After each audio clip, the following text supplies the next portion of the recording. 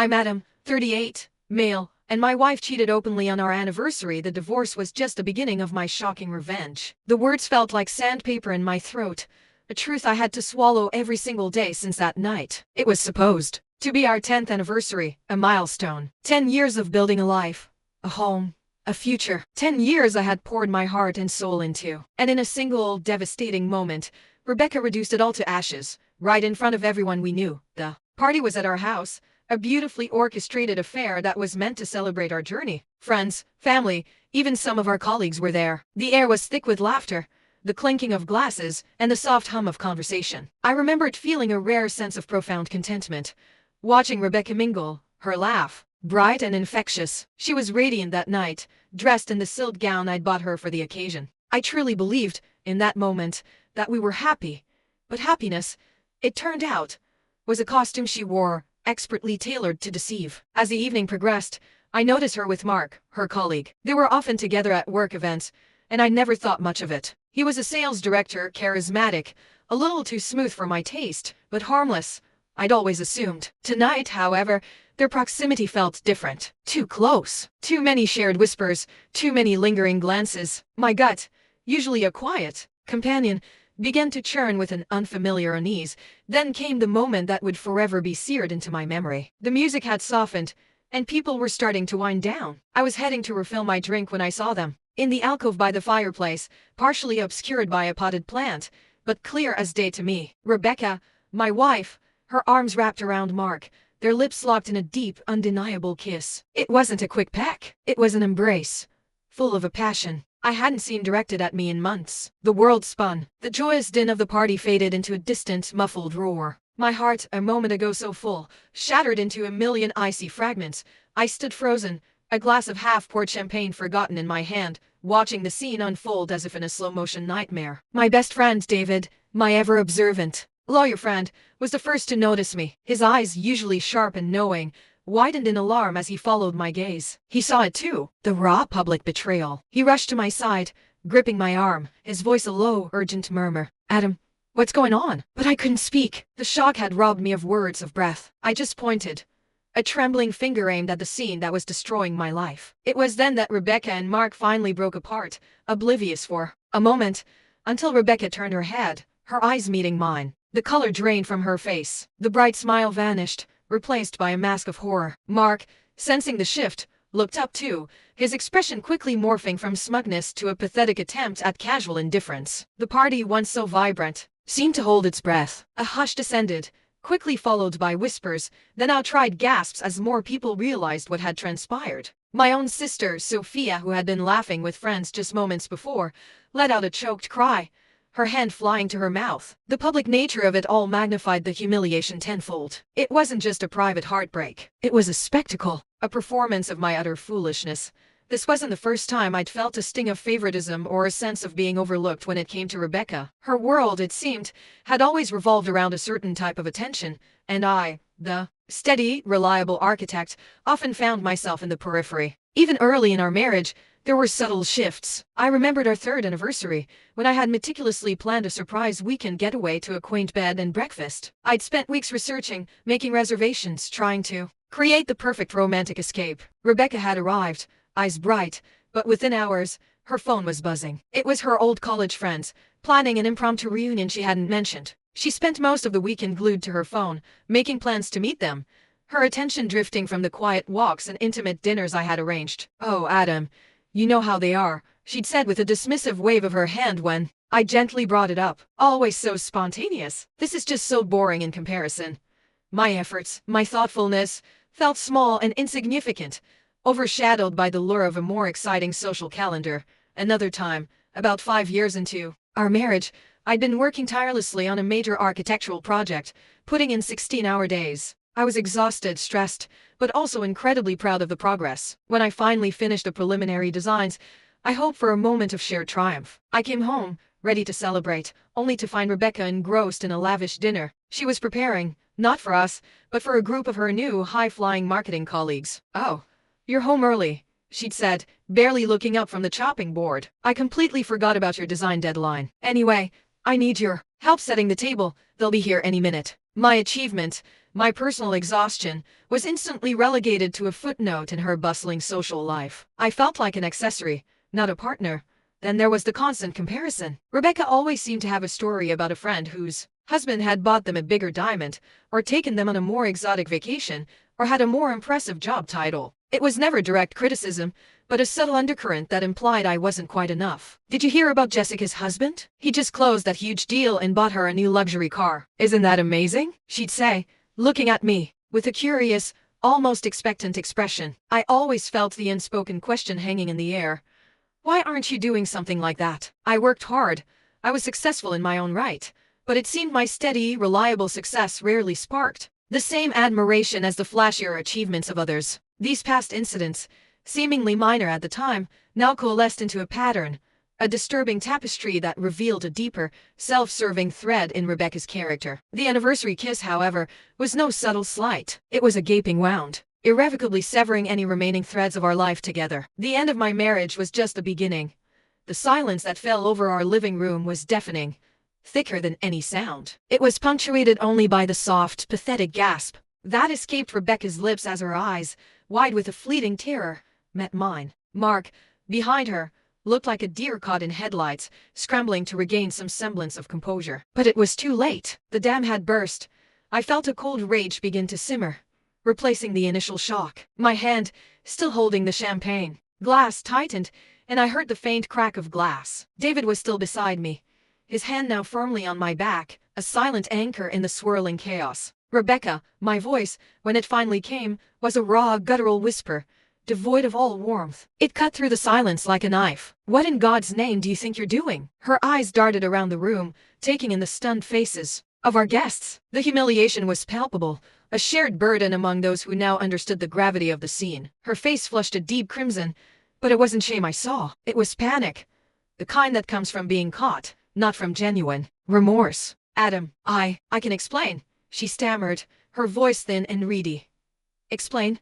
I scoffed, a bitter laugh escaping my lips. "Explain what, Rebecca? Explain why you're practically eating your colleague's face on our 10th anniversary. In front of everyone?" My voice rose with each word, the carefully constructed facade of my life crumbling with every syllable.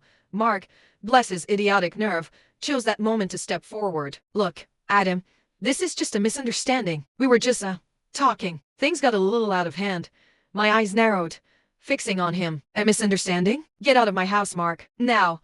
My voice was low, but laced with a threat that made even the usually unflappable Mark flinch. He hesitated, then wisely decided against further protest, quickly mumbling an apology to Rebecca and practically bolting for the front door. The party guests parted like the Red Sea, leaving a clear path for his ignominious exit. Once he was gone, all attention swung back to Rebecca and me. Sophia was now by my side, her arm linked through mine, her face a mixture of heartbreak and fierce protectiveness. "Rebecca, how could you?" she choked out, tears welling in her eyes. Rebecca turned on her, a flash of defensiveness replacing her panic. "Sophia, stay out of this. This is between Adam and me." "No, it's not," I roared, the rage finally breaking free. "It's between you, me, and every single person in this room who just witnessed your blatant disrespect for our marriage. Our 10 years. She flinched, but still, there was no real apology in her eyes, only a defiant hurt. "It's not what you think, Adam." "Oh, I think it's exactly what I think," I retorted, the words dripping with sarcasm. "And you know what else I think? I think this marriage is over. I want a divorce, Rebecca. Tonight." The finality of the word hung in the air, a bell tolling the end of an era. Rebecca's face went white again, this time with genuine shock. The defiance drained from her, replaced by a hollow despair. The guests, uncomfortable witnesses to the destruction, began to make their quiet, hasty goodbyes, whispering apologies and sympathetic glances in my direction. The party, so full of life moments ago, was now a funeral for a marriage. In the days that followed, the social fallout was swift and brutal. For me, there was an outpouring of support, though it was often tinged with pity, a sentiment I hated. Friends called, offering shoulders to cry on, meals, or simply a listening ear. Sophia was a rock, constantly checking in, her anger at Rebecca a comfort in its unwavering loyalty. David, true to his word, immediately began preparing the divorce papers, his calm, logical approach a stark contrast to my emotional turmoil. He offered not just legal advice, but true friendship, listening patiently as I replayed the horrifying scene countless times in my mind. For Rebecca, the consequences were far harsher. Our social circle largely built around my professional connections, and our shared history largely sided with me. She was ostracized, whispered about, her name becoming synonymous with betrayal. Colleagues at her work, no doubt aware of the Mark situation, kept their distance. Her carefully constructed image as the successful, charming marketing executive crumbled. I heard through the grapevine that her professional reputation was taking a hit too. Clients were subtly pulling back, unwilling to be associated with scandal. It wasn't my doing, not directly, but I couldn't deny a grim satisfaction in knowing that the public nature of her transgression meant she couldn't escape the immediate repercussions. Rebecca, for her part, tried to contact me multiple times in the first week. Her calls were a mix of desperate apologies and angry accusations. "How could you do this to me, Adam? Humiliate me like this?" she'd shriek, completely bypassing any responsibility for her own actions. I let David handle all communication. There was nothing she could say that would undo the image of her in Mark's arms, the public spectacle she had made of my heart. The divorce, a painful necessity, was now officially in motion. But little did she know, this public humiliation was just the first wave. The true reckoning, a calculated and precise act of justice, was yet to come. The initial pain slowly began to transmute into a steely resolve, a quiet determination to ensure that the depth of her betrayal would not go unaddressed. Chapter 3.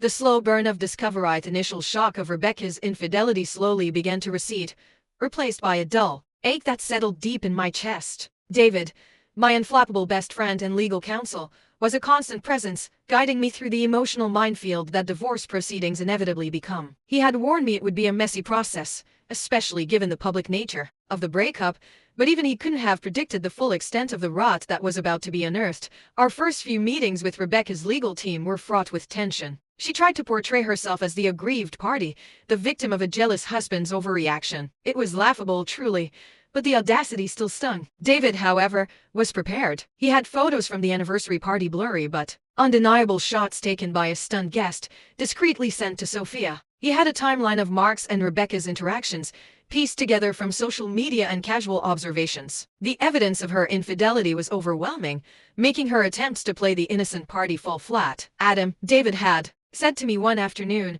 a week into the preliminary discovery phase, "we're going through all the joint accounts, the investment portfolios, credit card statements. It's standard procedure, but I want you to be aware. Things might come up."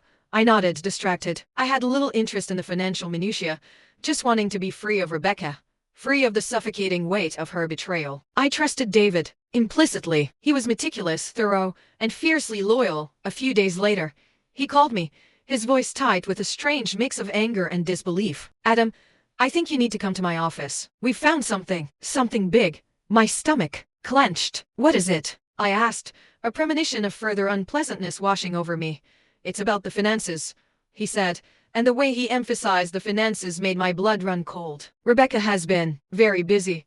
I drove to his office, my mind racing through possibilities. Had she maxed out a credit card? Made some unwise investments? Nothing could have prepared me for what David laid out on his conference table. Stacks of documents, highlighted bank statements, suspicious wire transfers. "Remember that disaster investment she made a few years ago?" David began, pointing to a ledger entry, the one where she said she lost a significant portion of her inheritance, and we had to dip into our joint savings to cover it. I nodded slowly. Yes. She was distraught. I felt so bad for her. "Well," David said, his voice grim, "it wasn't a disaster investment. It was a transfer to an offshore account." He slid a document across the table. It was a bank statement, meticulously detailing the transfer of a substantial sum of money that was ostensibly lost in a bad investment into an account under a shell company name. The company's listed address was a P.O. box in the Cayman Islands. My jaw dropped. "An offshore account? Why?" "That's what we're trying to figure out," David replied, his gaze sharp. "But it doesn't stop there. Over the past 5 years, there have been a series of smaller, more frequent transfers, disguised as business expenses or loan repayments to vague entities. These were drawn from our joint accounts, Adam, from your earnings, from the money you meticulously saved for our future, for our retirement, for our hypothetical children's education." He showed me the paper trail, thousands, then tens of thousands, meticulously siphoned off, month after month. The sums weren't large enough to immediately flag, blending in with other expenses, but cumulatively, they amounted to a staggering amount. Hundreds of thousands of dollars. Money I had worked tirelessly for. Money I had entrusted to her, to us, and here's the kicker. David continued, pushing another document towards me. It was a company registration document for the Shell company. The director listed? None other than Mark.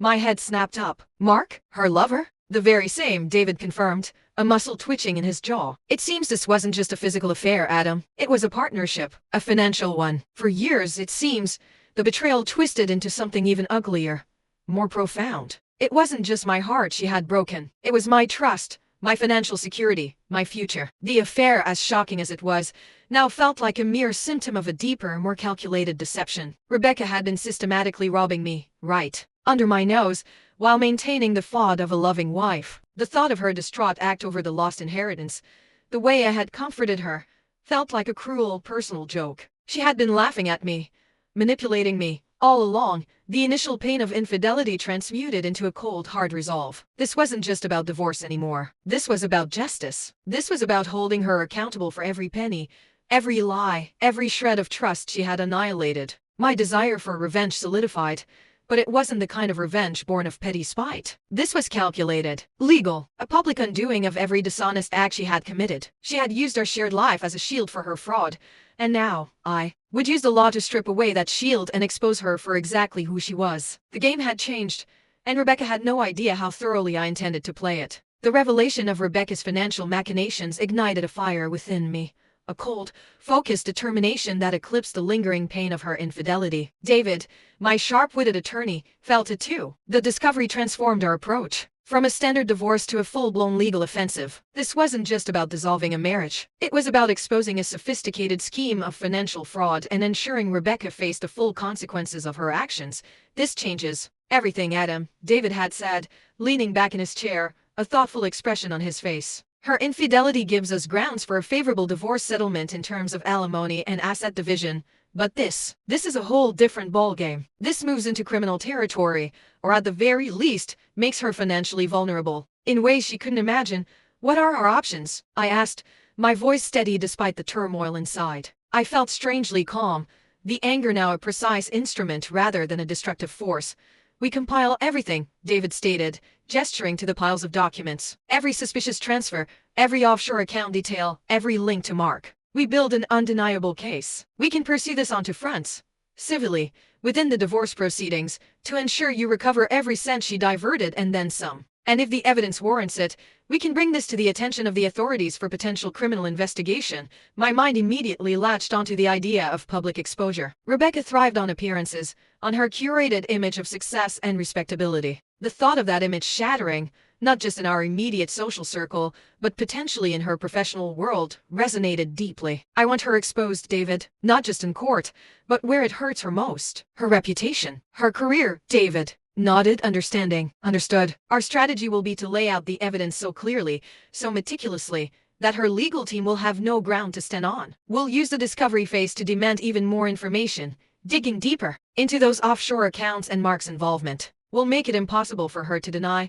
deflect, or hide. The next few weeks became an intense, almost obsessive, period of gathering evidence. I plunged myself into the task, working alongside David's team. My architectural precision, once applied to blueprints and structures, was now directed at dissecting financial records. We pored over years of bank statements, credit card bills, and investment portfolios. We tracked IP addresses from online transactions, correlated dates of transfers with Rebecca's travel logs, and cross-referenced public records for any other shell companies or hidden assets. We discovered that several of the business expenses Rebecca claimed to have made were actually payments to a consulting firm. A firm we quickly uncovered that was solely owned by Mark. They weren't just lovers. They were business partners in crime, leveraging our joint finances for their own illicit gains. The audacity of it made my blood boil anew, but it also sharpened my resolve. One particularly damning piece of evidence was an email chain. Rebecca, forgetting to log out of our shared cloud storage, had left behind a trove of communications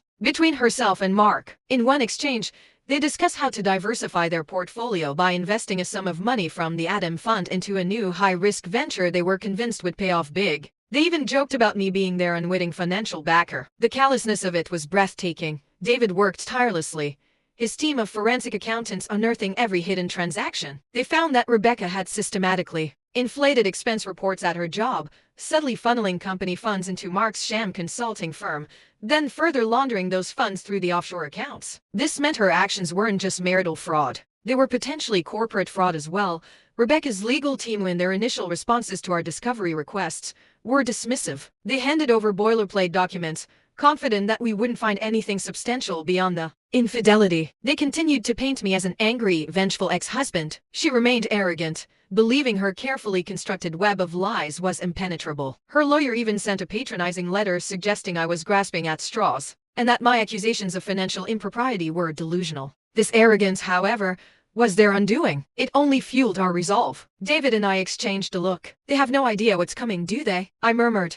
No, David replied, a grim smile playing on his lips. They think this is just a standard, messy divorce. They haven't realized we're playing a completely different game. We meticulously prepared our filings, ensuring every piece of evidence was cross-referenced, every accusation backed by an unassailable paper trail. We didn't just present the infidelity, we presented the financial conspiracy, the systematic draining of assets, the corporate fraud implications. We were building a case that would not only grant me a favorable divorce settlement, but would also shatter Rebecca's carefully cultivated image, professionally and personally. The stage was set for the reckoning, and Rebecca, blissfully ignorant in her self-assured deceit, was about to step into a spotlight she never anticipated. Chapter 5. The confrontation and her panicky day came for the mediation session. A seemingly innocuous step in the divorce process, but for us, it was the moment of reckoning. David had advised me to remain stoic, to let the evidence speak for itself. Rebecca, on the other hand, walked in with an air of practiced confidence, a carefully constructed facade of victimhood. She nodded curtly at me, her eyes flitting away quickly as if my presence was an inconvenience. Mark was conspicuously absent, which was a small mercy. The mediator, a weary-looking woman with kind eyes, began the proceedings by outlining the general terms. Rebecca's lawyer immediately launched into a spiel about my unreasonable behavior and emotional distress, attempting to frame the infidelity as a minor marital indiscretion exacerbated by my overreaction. David let them talk. He listened, patiently, taking notes, a subtle smirk playing on his lips. When it was our turn, he didn't waste a single word. "Thank you, counsel," David began, his voice calm and measured. "We've reviewed their proposal, and frankly, it's insufficient. Mr. Hayes is seeking a full asset recovery and a settlement that reflects not just marital dissolution due to infidelity, but also significant financial malfeasance committed by Miss Hayes during the marriage." Rebecca's lawyer bristled. "Malfeasance? This is baseless slander, Mr. Miller. We've seen no evidence of any such thing." "Oh, you will," David said, his eyes locking onto Rebecca's. She was still sitting upright, a defiant tilt to her chin, but I saw a flicker of something in her eyes, a tiny seed of unease. David then opened a binder, a thick compilation of everything we had uncovered. He didn't grandstand. He simply began to lay out the facts cold and hard. "Let's start with the substantial sum of money Miss Hayes claimed was lost in a high-risk investment 5 years ago. Our forensic accountants have traced those funds, not to a failed venture, but to a series of wire transfers culminating in an offshore account in the Cayman Islands." He slid a copy of the transfer documents across the table. Rebecca's lawyer snatched it, his brow furrowing as he scanned the details. Rebecca herself was starting to look less confident, her shoulders tightening. "Furthermore," David continued, "we have evidence of a systematic pattern of smaller, ongoing diversions from joint accounts, disguised as legitimate expenses. These funds were regularly funneled into a consulting firm, a firm, incidentally, wholly owned by a Mr. Mark Jensen." At the mention of Mark's name, Rebecca visibly flinched. The color drained from her face, replaced by a sickly pallor. Her eyes, now wide with a dawning horror, darted to mine. For the first time since the anniversary party, I saw genuine fear, not just indignation, reflected in them, and perhaps most damning. David pressed on, his voice gaining a quiet power. "Are these emails?" He produced printouts of the email chain, the one where Rebecca and Mark joked about the Adam Fund. He read a particularly incriminating excerpt aloud, the words echoing chillingly in the quiet room. Quote, "Got another chunk from the Adam Fund today. He's truly our unwitting investor, isn't he? Cheers to bigger returns, darling." Unquote. Rebecca let out a small, strangled gasp. Her carefully constructed composure shattered. She looked like a cornered animal, her eyes darting between David, her lawyer, and me. Her lawyer, who had been smug and dismissive moments before, was now frantically flipping through the documents, his face growing paler with each page. He was clearly unprepared for the depth of our findings. This is inadmissible. This is a fabrication." Rebecca finally blurted out, her voice high-pitched and desperate. "On the contrary, Miss Hayes," David countered calmly, "these are all verifiable bank records, corporate filings, and your own digital communications. We've also uncovered evidence of potential corporate fraud relating to your expense reports at your current employment and the funneling of company funds into Mr. Jensen's firm. I'm sure your current employer would be very interested in reviewing these findings.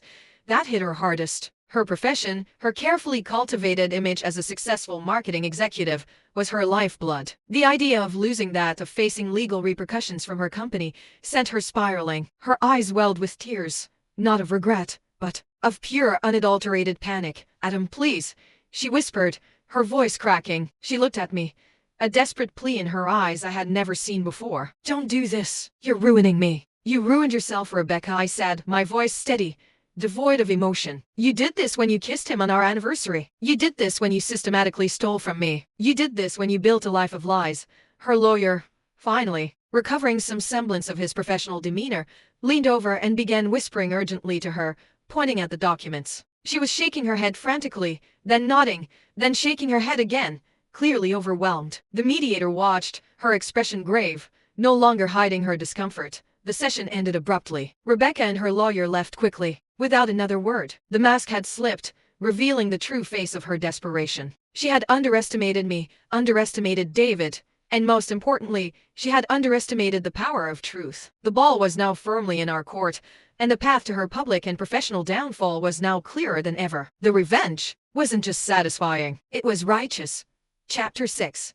The unraveling and the verdict mediation session was the turning point. After David laid out the irrefutable evidence, Rebecca's arrogance evaporated, replaced by palpable fear. Her legal team, clearly caught off guard by the depth of our investigation, had retreated to lick their wounds and strategize. But the damage was done. The truth, meticulously uncovered, was now undeniably on the table. In the weeks that followed, the divorce proceedings moved from acrimonious back and forth to a desperate attempt by Rebecca to mitigate the inevitable. David received frantic calls from her lawyer, proposing settlement offers that were increasingly favorable to me. They were no longer arguing about my overreaction. They were trying to prevent the full public exposure of her financial crimes. "They're scared, Adam," David told me over the phone one evening. "The corporate fraud aspect, combined with the marital fraud, puts her in a very precarious position. If her company launches their own investigation, which is highly likely once this comes out, she could face criminal charges and certainly lose her job and any future prospects in the industry."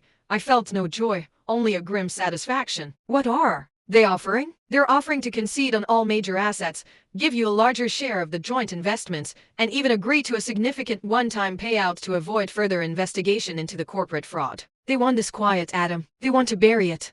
I paused, considering. The temptation to unleash the full force of justice, to see Rebecca completely ruined, was strong. But David had advised a strategic approach. We had the leverage. We could ensure my financial security and her professional downfall without necessarily dragging things through a lengthy, messy trial that would air all our dirty laundry in open court. The revenge was never about cruelty. It was about consequences. "What about Mark?" I asked. "He's already in trouble," David said. "Her company has initiated an internal review based on some anonymous tips, likely from someone who caught wind of our filings. His consulting firm is being investigated, and I hear he's already been put on administrative leave. His career is essentially over." That was enough. Mark, the other half of her illicit partnership, was facing his own professional ruin. And Rebecca, well, her professional life was about to become a minefield. We decided to push for a settlement that was financially advantageous to me, one that would also ensure Rebecca's professional life became a public casualty. The final agreement included full ownership of the house, the home we had built together. The scene of her ultimate betrayal would be entirely mine, a significant portion of our joint savings and investment, reflecting the funds she had systematically diverted, a substantial one-time payment to compensate for her past financial manipulations and to deter her from any future legal challenges. An agreement to non-disparagement clauses, with a caveat: while we wouldn't actively spread the details of her fraud, the settlement itself, with its lopsided terms and the implications of financial misconduct, would become public record. It would effectively serve as a loud, silent indictment. The legal papers themselves would speak volumes.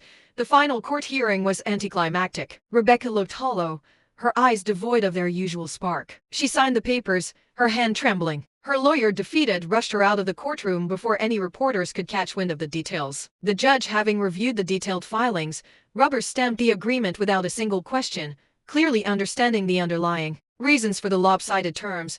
The divorce was final. I walked out of the courthouse feeling a strange mix of relief and emptiness. It wasn't the joyous liberation I might have expected. The years of emotional investment, the dreams shattered, still left a void. But beneath that, there was a quiet triumph. Justice had been served. Rebecca had been held accountable. Her carefully crafted world of deceit had unraveled, and she was left to face the consequences, professionally and financially. I heard snippets of information in the weeks that followed. Rebecca was indeed fired from her executive position. The internal investigation at her company had confirmed the financial irregularities we had identified, deeming her conduct a gross breach of trust and ethics. Her professional reputation was in tatters, effectively blacklisting her from major corporations in the industry. She had moved out of our house, taking only a few personal items, her once vibrant presence replaced by an eerie silence. The public nature of the divorce settlement, once news outlets picked up on the unusual terms, painted a clear picture of her financial misconduct without me having to utter a single word of accusation. The quiet legal maneuvering had achieved the exact public exposure I had sought. My revenge wasn't a sudden, explosive act, but a slow, methodical dismantling of her life, piece by piece, through the very system she thought she could manipulate. It was about proving that actions have consequences, that lies eventually catch up. And as I stepped back into my newly singular life, I knew that the path to healing, though long, had finally begun. I was no longer a victim. I was a survivor, stronger and wiser for having navigated the depths of betrayal and emerged, not unscathed, but whole. Chapter 7. The path to rebuilding. With the divorce finalized and Rebecca's professional life in shambles, a strange quiet settled over my world. The initial storm of anger and pain had subsided, leaving behind a landscape irrevocably changed, but also strangely fertile for new growth. The revenge had been delivered, not with malice, but with a firm hand of justice, and I found myself unexpectedly ready to begin the arduous process of rebuilding. The house, once filled with the ghosts of a fractured marriage, slowly began to feel like my own again. I started by redecorating the living room, stripping away the colors Rebecca had chosen, opting for a calmer, more masculine palette. It wasn't just about aesthetics, it was about reclaiming my space, filling it with my own energy and preferences. I spent hours in my architectural studio, pouring myself into new projects, finding solace and a renewed sense of purpose in the precision and creativity of my work. My firm, which had taken a back seat during the turmoil, began to thrive again, mirroring the slow but steady resurgence of my own spirit. Sophia was an incredible support system. She visited often, bringing homemade meals, offering a listening ear, or simply sitting in comfortable silence. She never once said, "I told you so," even though her initial instincts about Rebecca had often been subtly dismissive. Instead, she offered unwavering loyalty and a quiet strength. "You did the right thing, Adam," she'd say. "You protected yourself. And that's what matters now." Her validation was a balm to my wounded pride. David, my legal guardian angel, remained a steadfast friend. We'd meet for coffee or dinner, no longer discussing legal strategies, but talking about life, about future plans. He introduced me to new social circles, helping me cautiously re-enter the world of dating. I wasn't ready for a serious relationship, not yet, but the casual conversations, the shared laughter, were a welcome reminder that life extended beyond the confines of my recent trauma. I learned to enjoy my own company, to find joy in simple things, a solitary run in the park, a good book, cooking a complex meal for myself. The biggest lesson I learned was about trust. It had been shattered so completely that for a long time, I questioned everyone's motives. But slowly, tentatively, I started to rebuild my faith in people, particularly in those who had stood by me. I learned to listen to my gut, to recognize red flags, and to value genuine connection over superficial charm. The vigilance born from betrayal wasn't a burden, it was a shield, protecting me from future hurts. As for Rebecca, the last I heard, she was struggling. After losing her job, she found it difficult to secure another position in her field, her reputation irrevocably tainted by the whispers and the public record of our divorce settlement. Mark had also vanished from the professional scene, the combined weight of their misconduct too heavy to escape. I heard she eventually took a low-level administrative job in a different city, a far cry from her high-flying executive aspirations. I felt no triumph in her hardship, no glee, just a quiet acknowledgement that the consequences she faced were the direct result of her choices. My story wasn't about her downfall anymore. It was about my rise from the ashes. My path forward is still unfolding. I am single, but open to the possibility of love again, whenever it feels right. I have learned the importance of true partnership, of mutual respect, and of absolute honesty. The pain of Rebecca's betrayal will always be a part of my story, but it no longer defines me. It forged me into someone stronger, more resilient, and deeply appreciative of genuine connection. My life is rebuilt, brick by painful brick, but standing on a foundation of integrity and self-respect. After listening to today's story, perhaps it has raised some new questions in your mind. Every day on Reddit, new experiences and moments create fresh stories. We are all human. If you enjoyed the story, feel free to share it. Thank you for your time, and don't forget to keep an eye out for more stories coming soon.